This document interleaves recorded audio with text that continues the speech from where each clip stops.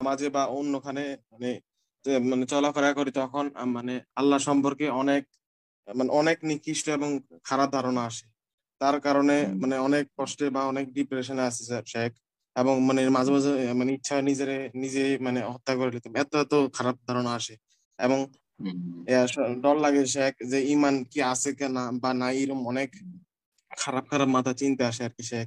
অহন শেখ এই কারণে কি আল্লাহ আমাকে কি বিচারের দিন কি পাকড়াও করবে, যে যে খারাপ চিন্তাগুলো আমার মাথায় আসে শয়তানের ফেতনার বা ওয়াসওয়াসার কারণে? শেখ এটাই আমার প্রশ্ন। শয়তান আপনাকে কষ্ট দিচ্ছে ওয়াসওয়াসা কুমন্ত্রণা দিয়ে, খারাপ কথাগুলি মগজে ঢুকিয়ে দিচ্ছে। আপনি তখন কেন চেষ্টা করেন না তার বিপরীত চেষ্টা করেন, যে খারাপ কথা যখনই মনে আসবে তখনই ভালো কথা মনে নিয়ে আসার চেষ্টা করুন। ঠিক আছে? আপনি নেগেটিভ কেন ধারণা করছেন যে আমার ইমান চলে গেল নাকি? আপনি কেন তখন ভালো চিন্তা করছেন না যে আমার ইমান আছে, হ্যাঁ, এবং আমার ইমান থাকবে? কেন আপনি সুধারণা রাখছেন না? তো শয়তানকে সুযোগ দেবেন না। ওয়াইম্মা ইয়ানজাগান্নাকা মিনাশ শাইতানি নাজগুন ফাস্তাইজ বিল্লাহ। আল্লাহ বলছেন যে শয়তানের পক্ষ থেকে কোনো যদি ওয়াসওয়াসা কুমন্ত্রণা হয়, তাহলে আল্লাহর কাছে আশ্রয় গ্রহণ করো শয়তানের রাজিম বিতাড়িত শয়তানের অনিষ্ট থেকে।